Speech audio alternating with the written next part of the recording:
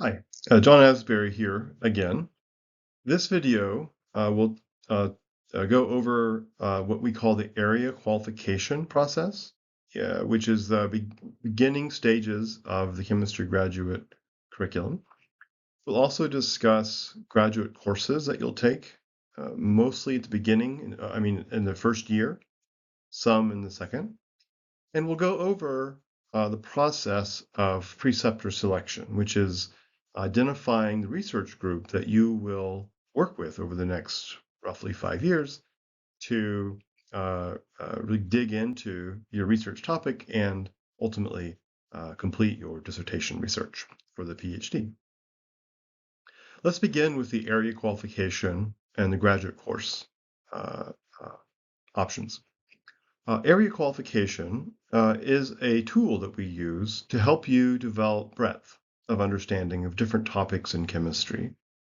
This is useful for engaging in collaborative work that may pull from several knowledge domains of chemistry. And having that breadth allows you to communicate and to understand those different areas. We define these areas by the classical areas of chemistry, that is physical, analytical, organic, inorganic, and biological chemistry. The requirement for graduate students is that students should complete or qualify in 3 areas of chemistry.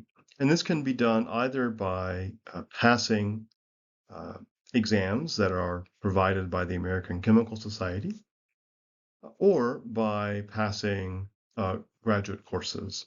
And I'll discuss both in just a bit. Let's first talk about area qualification by examination.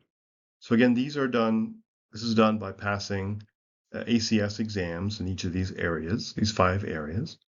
And each student will have 10 opportunities to take these exams, of which they need to pass 3. 2 opportunities are given at the beginning of graduate orientation. 4 opportunities are given on the Tuesday after Labor Day in the fall semester. 4 more opportunities are given on the Tuesday after Martin Luther King Jr. Day in the spring semester.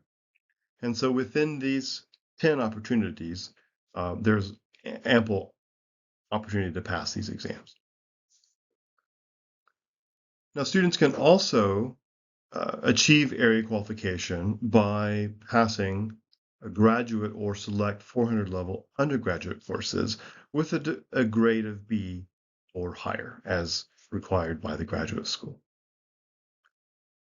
This area qualification process should be completed by the end of the 3rd semester of graduate study, that is the fall of their 2nd year.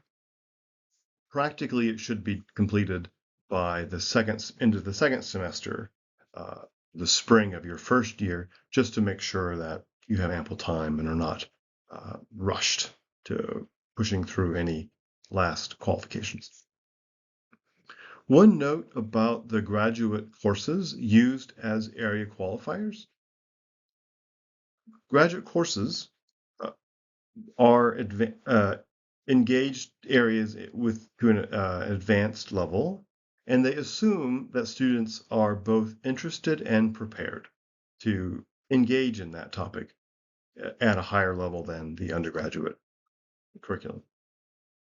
Therefore, courses that are taken for graduate for area qualification, students, you should be aware that the course will be challenging. And so if you are working through an area qualification process, it might be wise to engage in background study of material from an undergraduate curriculum while you're in that graduate course. And instructors of graduate courses, if they choose, can offer a self-assessment exam for students to take that allow them to evaluate their preparedness and advise both the student and the instructor about their readiness.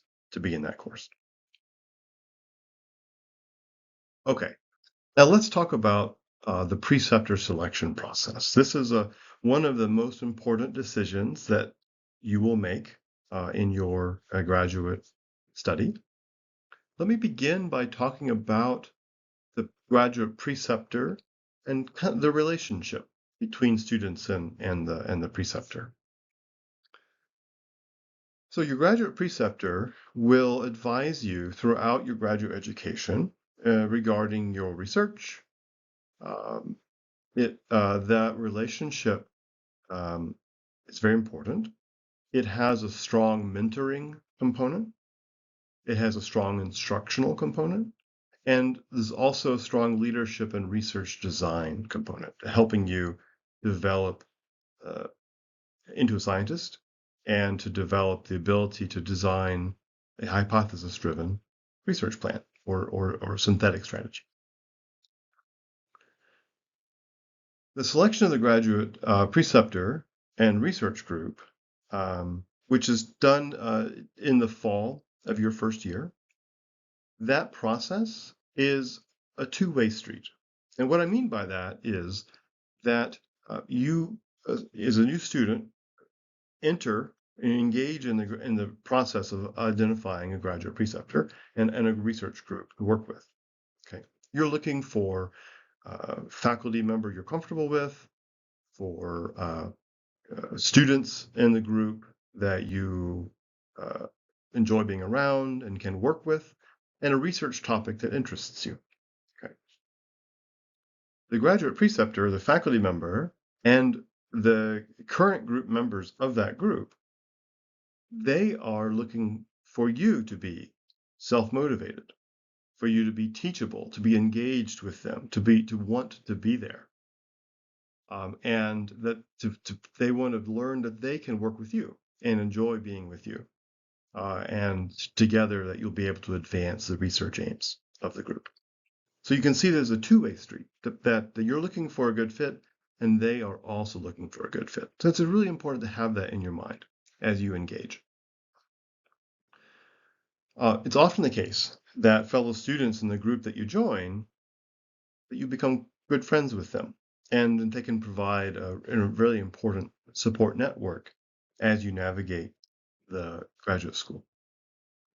Now, the preceptor selection process, let me describe that a bit.